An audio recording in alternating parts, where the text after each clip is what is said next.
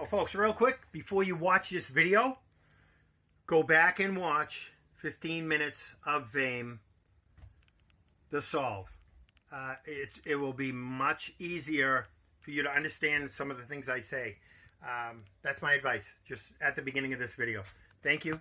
Now I'll start. Hi, folks. Dave, the man from the East, solver of Forrest Fenn's treasure hunt. This is a follow-up video to the 15 minutes of Fame solved by me. What I'm figuring is people might start seeing what happened now. I explained everything in that video for people, down to the periods and semicolon and question mark and how it all pulled in together, how it's all in order.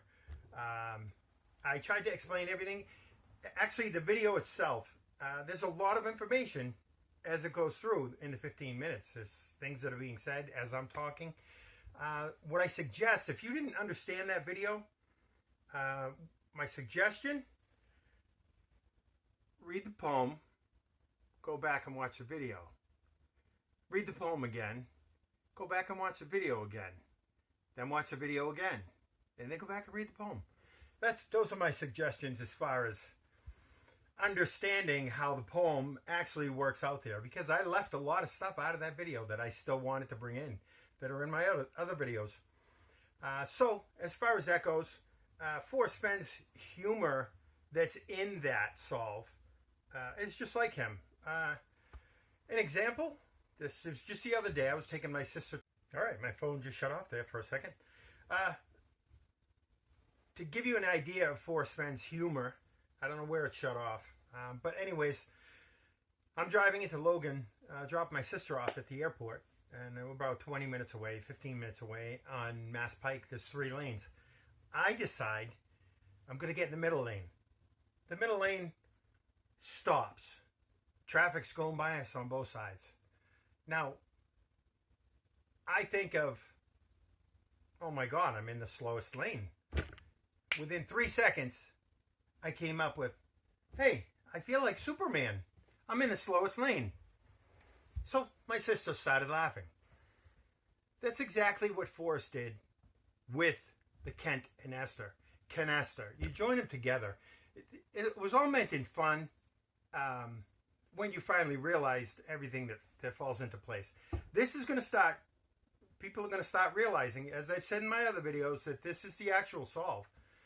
It's actual, factual, timeline lines up for other things I've said. Actually, I'm going to post a picture right here. A guy I've been communicating with, Shy Guy, he has his videos. He sent me that.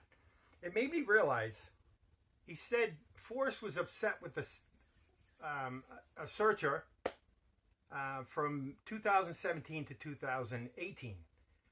And Forrest also said I hadn't had communication back and forth with the guy from that was closest to the solving the treasure chest.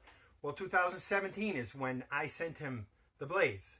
November 1st, 2017. I sent him the picture, the rock structure that was 50 feet away that looked like the treasure chest would be right there. That picture still had the coordinates, which I screwed up back then, and I got nervous somebody was going to find the spot. But Forrest knew back in November 2017, somebody had found the blaze. December 2017, a month later, is when he announced the gut feeling that someone's going to solve it by the end of next summer. Well, that next summer is when I had my trip that just turned real bad. I didn't get the help I wanted. I was frustrated. I sent Forrest the message in 2018 that I was all done. I'm not searching anymore. He beat me. I got so frustrated that I was done. But it still bothered me because I'm like, I found the blaze, but I don't know where to go next. There's 3 look quickly downs. Straight down into the ravine, look in the canyon down, the direction looked that way, and then the steep hill in the front looked directly down. This was actually set up to be really simple. That's why Forrest figured I would have solved it by next summer, and I didn't. And when I sent him that, maybe that's why he got mad at me. That's my own opinion. People may still disagree. They still probably won't see the solve in the poem, the magic that he put together. But others are. And what's going to end up happening, I'll get to that in a minute. But anyways, that timeline of him not having communication with me, when I sent that message and I told him I was all done, and then 3 days later the fires started in Cimarron Canyon, and within that month Forrest announced, my gut feeling of somebody finding the treasure chest now is wavering. So that connection right there, in line, in a timeline, is perfect for me to know, hey, I'm still the right guy, because it's burning in Cimarron. Nobody's going to be searching it this summer probably, and he knows that I gave up at that point because I was frustrated, but I went back to it.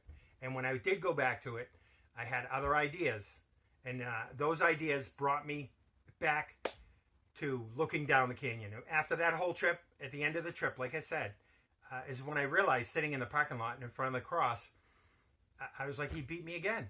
I don't know what the look quickly down, your quest to cease is. And then I finally realized, quest is from the fire pit, you end up back down where you started, from T.S. Eliot. I brought in all the clues, folks. It's not like with the punctuations I brought in, the clues, the hints, the quotes, the J.D. Solinger, as dead as Canasta. If you slow that video down, you might need to watch it a few times and slow it down and read the things I put in there. But it all fits, and it all fits perfect. So, all of those things together, I sent Forrest a picture of my girlfriend and I, again, this one, and in Surviving Myself. If you've read that right there is pinpointing everything from his second home, climbing out his window, which is a windowsill, which is where you can see the postmarks from the opposite side of Palisades Hill. It's all there, but you climb out that window. I'd go down to the cemetery, which was 1 block north. At the beginning of 15 Minutes of Fame, that's the map of Cimarron that shows directly north from the fire pit. It fits perfectly. Now, with the other stuff fitting perfectly, with the cross and the way the poem lines up, you probably haven't seen other people use the poem the way I used it, right? That's the actual factual solve with the 9 clues. And people are going to be upset. This is the problem we have with the Fenn community. As I post videos, I watch how many people watch it. The problem with the Fenn community is there's about 100 to 500 people that are still interested. The rest of the world doesn't give a shit. And what you have out of those 500 people, let's say, is you have, my solve is right, you're wrong, you're stupid. I don't want to pick on other people's solves. We've all worked hard to get where we are, and we're proud of what we've accomplished. But not everybody was right. Everybody went in different directions. Few people in tight focus. And I swear to God, even one of my searches when I was searching Palisade, I saw a fisherman there, no pole, walking around with waders in the middle of the parking lot, staring and looking around and trying to figure out something. I'm like, that seems kind of odd. Maybe he's one of the few that were in tight focus. Because the people that were in Cimarron, that's the solve that you had to do and figure out the Palisades Hill was your search area. Because for the first 4 or 5 years, I did the same thing. I searched Maverick Creek. I searched Clear Creek. I went to Jasper and Agate, went all the way up the hill. He talks about Jasper and Agate, or he talks about the stones, making the marbles. All those clues, Maverick is in there, Ponderosa is in there, Monte Verde Lake is up from fishing on the Verde, and then there's another Verde that he brings in the next book. My prehistoric friends are Monte Verde, way across somewhere, I don't remember where, is the oldest living people they found in excavating. So the Monte Verde is my prehistoric friends, or Verde. It's all pulls together. There's so much more I want to bring in with 200 feet. And I can, but I'm telling you right now, it's all going to come out eventually. Now, next thing is I'd like to talk about is people are going to realize that this is the actual solve. Now, from what I've said, my thoughts on how this fell apart in 2018 or 2019 when I realized the cross and I sent Forrest the pictures, he knew right there. It wasn't a back and forth conversation, but he knew. He's like, this guy from the east solved it. Now, I had a shoulder injury. I had my other reasons. I didn't get the treasure, but I kind of misled Forrest to think that I retrieved it. Okay, so that it would be safe. Maybe he'd call off the hunt and say, okay, and that's why I think in December of 2019 he wanted to call the hunt off, and his family said no or whatever. I don't know what the controversy was, and there's more controversy there that I'm hearing, but that's my explanation on what happened up to that point. Okay, but now, come June 6th, if you notice, June 7th, Forrest is already announcing that the man from the east had solved this. He's a shy guy. I didn't want to let Forrest know all the information. Okay? Maybe this is starting to click in. But the shy guy from the east that solved it, that Forrest talked about. And I showed you the pictures. He said it was in the lush forested vegetation of the Rocky Mountains. This is the picture that he got. And with that one cross in the graveyard that he would go down to 1 block north, this is his full clue right here that pinpoints where you go from when you find the blaze. Okay? That's it. He knew somebody found his hidden spot, the cross, right in from Palisades Hill parking lot, where you can see the devil's mailbox, all the postmarks. Folks, it's all there. And the thing about that is, when he thought I retrieved it, but I didn't tell him because like I said, I had my own reasons. That purpose, I started to get nervous that maybe somebody else would figure it out. So I asked my friends who live out there during the summer. They were still right there. I asked them to grab the cross for me and promise me, which they did. They promised me they would hold it and not say anything. Now, this is the situation of the possibility of what happened after that. Okay? There's a couple scenarios here that I wanted to get into. First scenario that I haven't brought up yet is the two friends I trusted grabbed the cross. They went back home for the summer or for the winter after their stay there. They told a family member. A family member said, hey, we got to go dig that freaking thing up. Okay, they go dig it up. They know the bullshit that they did. That's why he didn't want to send me the pictures of the area. Like, after the treasure chest was found, I specifically knew he was out there, and I asked him, just for the hell of it, I'm going to use out of my video of the Forrest Fenn's third jackass, those characters. I'm going to use Ricky and I forgot the other one. I came up with the story in like 2 hours, but it's Ricky I talked to. I asked Ricky to send me pictures of the ground area where the cross was to see if it was disturbed. The picture I put in that video, the 15 minutes of fame about the treasure chest and the ground cover, matches the same ground cover on where the treasure chest was sitting. If you look at the dirt, if you look at the twigs, folks, that's a scenario right there. They had hit part of his family retrieve it. Now they know that I'm trying to say, hey, it's me. And Forrest is saying, hey, it's the guy from the east. They panic. This is where Jack comes in as a scapegoat. I think that's how you would use that word. Jack is the middleman right here. All right? Jack's got these people on one side of him, and he's got, which are the Fenn family, and Forrest. And Jack's got these people over here who found the treasure chest that he's claiming for them so they don't get known by me. Okay? That's the first scenario. Jack's the middleman.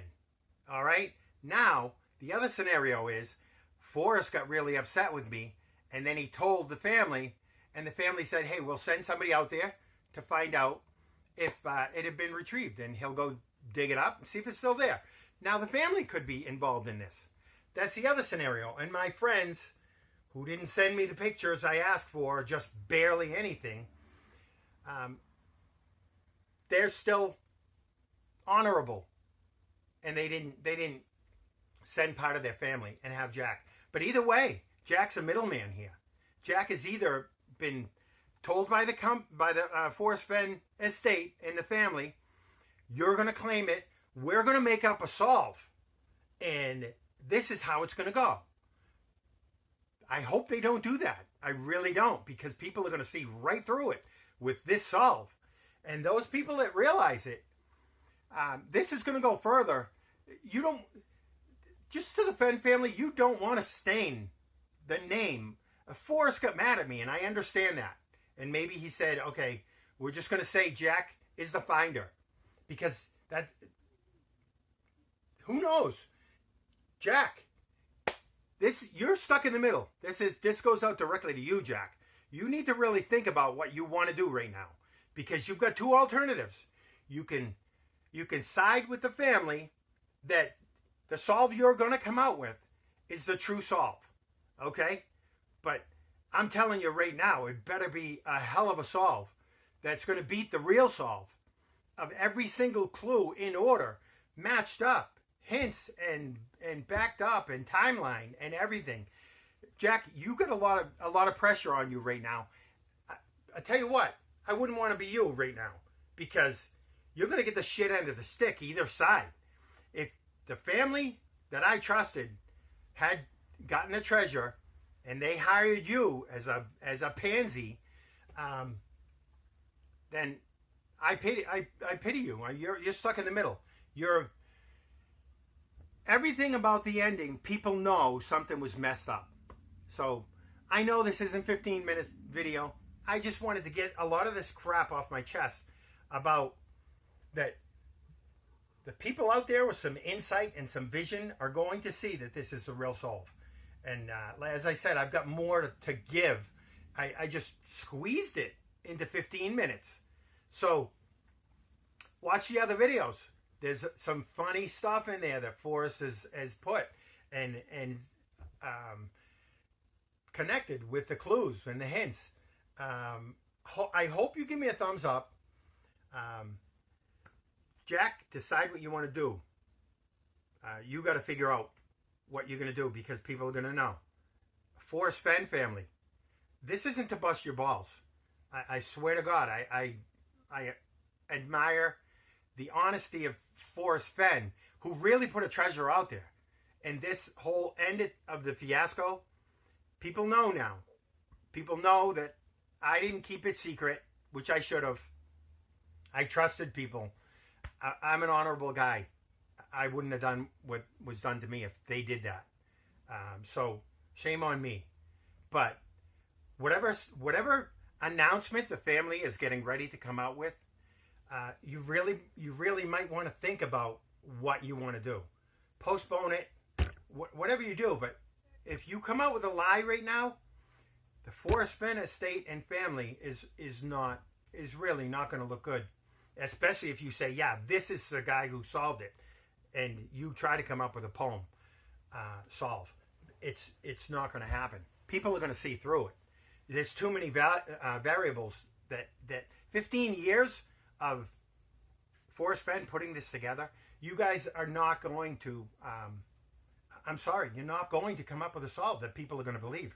And especially Wyoming, as I said in the video, he's not going to put $3 million out there, talk about how much he loved Yellowstone and Wyoming, and then say, hey, it's hidden somewhere in the huge Rocky Mountains, 4 states, and then hide it in the Rocky Mountain, in Wyoming, in Kerwin. That's what I'm hearing. You old Shiloh, you who says he's the real Shiloh, who keeps asking me for money. I don't believe you're the real Shiloh. But if you really are, you got to stop asking people for money. You should be all set, man. That's why I don't believe it's the real Shiloh. You can respond, whatever you want to do. I have my other people who are trying to, oh, I want your truck because you said you'd give a truck away to whoever could prove you wrong. Well, as far as the people go, I still have confidence that people are smart enough to see through this. And they will. When they put it all together and you see the actual magic of how he brought it together, it's creative, it's genius, it's great. And I hope you do see it. If you don't, you don't have to make a rude comment. I don't make rude comments to anybody else. And that's the problem with the Forrest Fenn community of 100 to 500 people. They have their mindset and they pick on each other back and forth and back and forth. I never got into that. I never watched it. I watched some of the videos that had some of the clues that seemed like, hey, this guy's getting close. But as far as the bickering, I never put my name out there. And sometimes I put out, hey, good video. That's what you should be doing, not picking on everybody else who's worked hard and they struggle to get where they are. And if you're in the wrong area when you start, you're going to end up going nowhere. But you don't pick on people for it. I get picked on, and I've got 20 years as a correction officer. So when I get attacked, I'm ready to attack back. I'm sorry, that's inbred in me right now. I try to get away from that, but I'm one of the nicest guys that people want to know. And I try to be funny, like my Superman, the slowest lane. I try to be funny. I like to laugh. I like to make people laugh. If you notice in my video, I put my the old man rock head in the picture of my head. It should be made with humor. Let's all get along. Let's join together, because you people that wanted closure, now you have it. And I hope this video helps. The 15 minutes of fame, because I can make a longer one, and I have made a longer one with more of the timeline in it. But there's so much involved with it that it's hard to put it all together and state it. So putting it in a 15-minute video, as I said, go back and watch it, pause and read the things that I posted, because everything fits up in order. And that's what Forrest was saying. And as far as the first clue, that's what he said nobody dwelled on enough. And everybody thought it was beginning where one waters hold, because it's the first clue to the map. That's where his trickery, folks. And a lot of you know that. You know that he was tricky that way. But he said, the person who figures it out is gonna drive right to it. You drive right into Palisades, you pull in that parking lot, you park 12 feet away from the cross.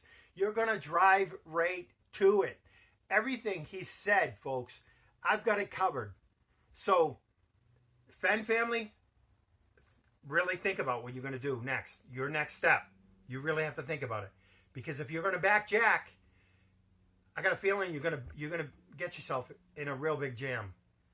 As I said in my other video, the truth is going to set you free. This is where the truth needs to come out, folks. Whether it's Jack, because you got two different people pulling at you, you're going to get screwed by them, or you're going to get screwed by the people I trusted. You're the middleman. You're the pansy, potsy, whatever you want to call it, the scapegoat. You were the guy stuck in the middle. You're the monkey in the middle, man. I had other terms for you as jackass, but I feel bad for you right now, because you're going to have to decide where you're going to go from here. The family has to decide and then figure out if you're going to cover for the people who I trusted that stabbed me in the back. This is where it's going to go. Those are the scenarios of the future. This month, the solve is supposed to come out. Put it this way. If you've watched this video, erase it from your mind and go back and watch the 15 minutes of fame, because you need to see what the actual solve is to understand what I'm talking about. That I know what I'm talking about. And let's see what happens, folks. I hope you give me a thumbs up. Like the video. I appreciate the positive feedback, the positive comments. I have a challenge video out there for anybody that wants to put their solve on it. 15 minutes or less. I went 15 minutes and 20 seconds, but it was like 15 minutes and 3 seconds that I did my actual solve. So that's what I'm asking people. And I'm not going to pick on your solve. So just post it on there if you still want to do that. If you see my solve as a solve and you know you don't need to, that's okay too.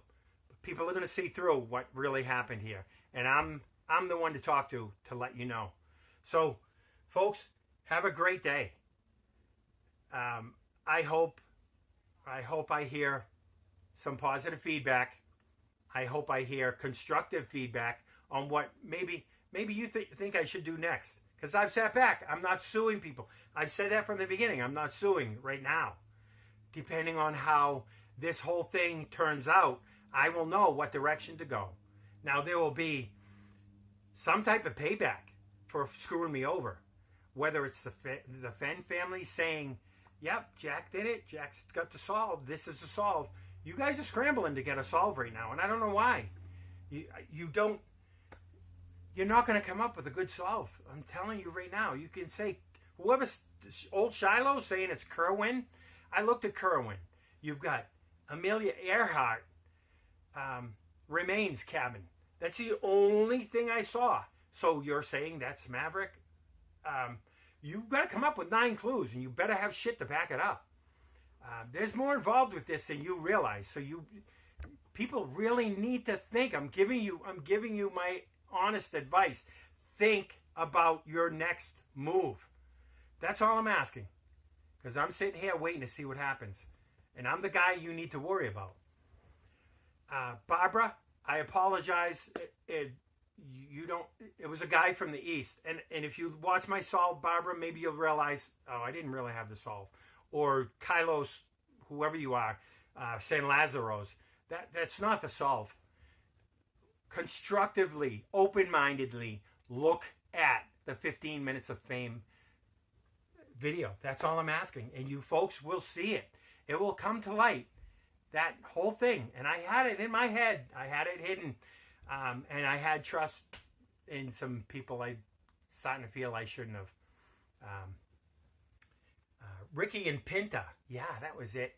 Ricky and Pinta. So if the people around Cimarron might know who I'm talking about. Now, if those people are related to the person behind Jack who turned it in, which might be somebody younger in the family, this is all going to come out. You guys start thinking about what you want to do. You promised me you would hold that and keep it hush, and you possibly broke that promise. Really think about what you guys want to do. You might want to contact me because you haven't. You contacted me and said, hey, see, the treasure was found. That was all. That was all you told me. All right. Anyways, I know I'm getting towards the half-hour mark. I don't know how you people can watch some of these videos that are 2.5, 1.5, 3 hours, 5 hours long. With people that aren't sure of exactly what they're talking about. I think I pushed the limit with a half an hour, but I try to fit in as much positive, factual information as I can. So, again, I'll stop. Thank you, folks. Please give me a thumbs up. Maybe I can get a couple this time. You'll start realizing what actually happened here. This is the 15 minutes of fame follow-up video. I am Dave, the man from the East. The man Forrest Fenn knew solved the poem. Somebody else scammed it. Let's find out who it is. All right, let's get this all out in the open. So send this to your friends. Send this to the president. Send this to everybody. Send it to the news agencies, because the news agencies, I've tried to contact them. I'm just like a Horton Hears a Who. Nobody wants to listen to me. I'm such a little voice, but I'm really the guy that solved it, and you see that. So help Horton, all right? Or help the Who, I mean. All right, thanks, folks. Enjoy the day. I will see you next time. Dave, take care.